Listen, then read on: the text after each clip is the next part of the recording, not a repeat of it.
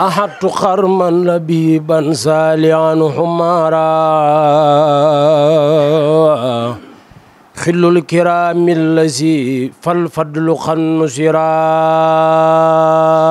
asalaamaaleykum bokki taalibe yi jot nañu ndigal ci Cheikh Amadou Mountakha noo ngi ñaan Mbàkke mu yàgg lool te wér ñëw ci kër gi yàgg nangu ndigal yàgg koo jëfee kër googu mooy kan mooy kër Cheikh Omar Diop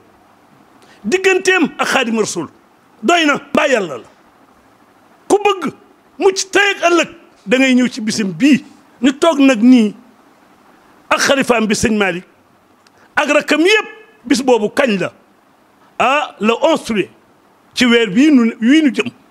bis boobu ku ci feeñ ci lu baax dootoo nëbbu bis boobu nag ñu ngi koy woote fii ci Mbakke bàyyiwuñu kenn bàyyiwuñu fenn mais buñ nee suba la bis bi ci la 10 ba nag dañ ciy def conférence bu mag kan lañ ko tuddee sëñ Ndaam Abdourahmane mi nga xam ni kenn la ci kër Serigne Touba njaboot gi bokk yi xarit yi wala réew yi biir réew mi bitim réew ku bëgg a feeñ te dootoo nëbbu la 11 bisu Cheikh Omar bii da nga ciy feeñ ku ci feeñ ci lu baax dootoo nëbbu. muy ndigal loo xam ne dafa bàyyeekoo ci Cheikh Mouhamadou Mountakha waaye ci kilifteefu Serigne Moustapha Mohamed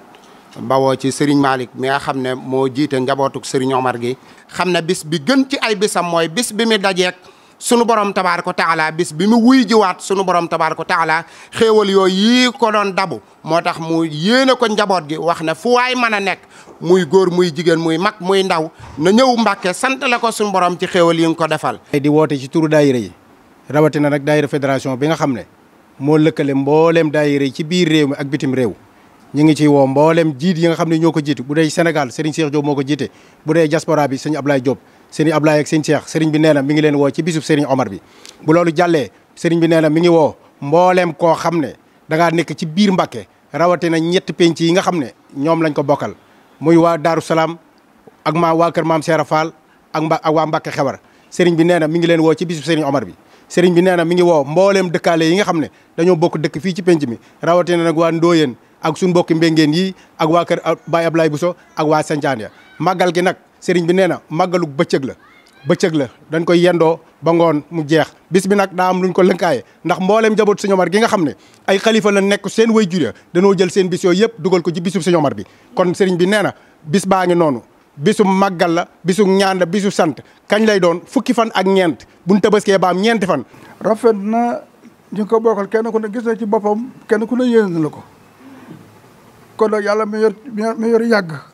ak barkeel yàlla yàggal jotaay bi te dolli barke bi. woo monsieur le président Bassirou Diomaye Diakhar Faye waaye le premier ministre Ousmane Sonko waaye rawatina nag le préfet département de Mbacké sëriñ bi nee na mi ngi lay woo ci bis bi. le maire de Galoba maire Mbacké sëriñ bi nee na mi ngi lay woo ci bis bi waaye di ci woo seen doom responsable politique Pastef Mokhtar Gueye. sëriñ Khalifa dolli na ci